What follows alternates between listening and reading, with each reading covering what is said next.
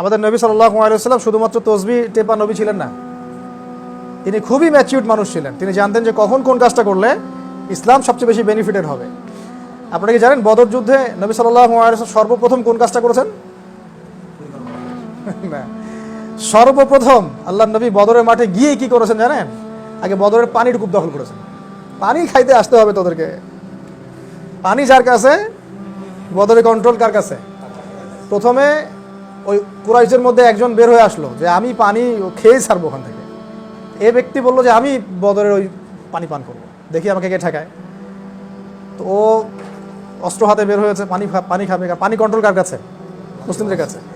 এবার হামজা রাদিয়াল্লাহু আনহু বের হয়ে গেলেন। বের হয়ে ওখানে তার সাথে একটা সশস্ত্র যুদ্ধ হলো, ওয়ান অ্যান্ড ওয়ান ব্যাটেল আর কি। আগেকার যুদ্ধে এমনই হতো, ওয়ান অ্যান্ড ওয়ান ব্যাটেল। তো সিরাতের কিতাবে আসছে যে একটা আঘাতে তার পায়ের যে নলা আছে না, নলাটা কেটে পড়ে গেছে। ওই কার যে পানি খেতে আসছে, এই অবস্থায় সে হামাগুড়ি দিয়েও সেই কূপে যাওয়ার চেষ্টা করেছিল, কিন্তু তার শিরোচ্ছেদ করেন কে? হামজা রাদিয়াল্লাহু আনহু। সে পানি খেতে পারলো না। এখানে বুঝাতে যাচ্ছি যে স্ট্র্যাটেজিক কিছু সুন্নাত আছে নবী সাল্লাল্লাহু আলাইহি ওয়াসাল্লাম, কখন কোন কাজটা বিচক্ষণতার সাথে করলে ভালো হবে। খালি ওই যে নারায়ে তাকবীর আল্লাহু আকবার একদম দেওরে লাফ, এই টাইপের মানুষ ছিলেন না নবী সাল্লাল্লাহু আলাইহি ওয়াসাল্লাম। এই টাইপের মানুষ হলে চলবে না। হিজরতের হিস্ট্রি আপনারা পড়বেন। হিজরত, আল্লাহ নবী যখন হিজরত করতে যাচ্ছেন, তিনি সরাসরি মদিনার দিকে যান নাই। বাসা থেকে বের হয়ে আমরা মনে করেন এখান থেকে যাব এই পার্কের মোড়, তো এই রাস্তা তো এটাই ধরবো নাকি? স্বাভাবিক, আমরা তো এটাই করতাম।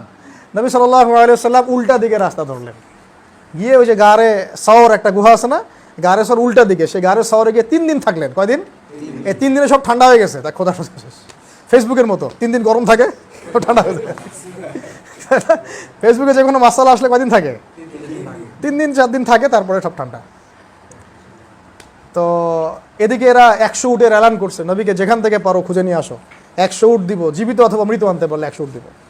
ওরা খুঁজতে খুঁজতে কিন্তু গুহা পর্যন্ত চলেও গিয়েছিল, কিন্তু আবু বকর রাদিয়াল্লাহু আনহু বলছেন ওই যে পা দেখা যাচ্ছে তাদের, মনে আছে? পড়েন নাই সিরাত কেউ?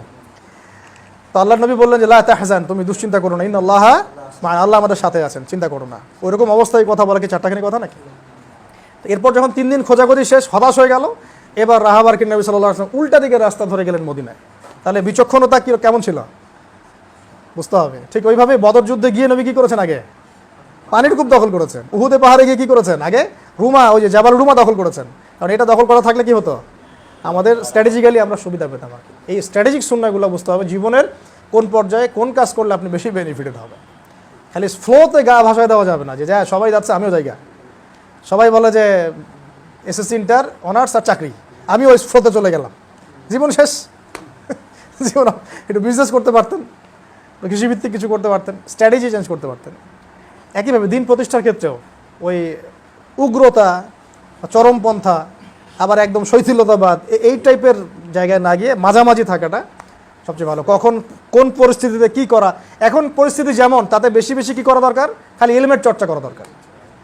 খালি এলিমেন্ট চর্চা করবেন, আপনার তো ডানে বামে দেখারই দরকার নেই। এখন খালি বই কিনবেন, পড়বেন, আলেম ওলামার কাছে যাবেন, একটা করে কিতাব শেষ করতে থাকবেন।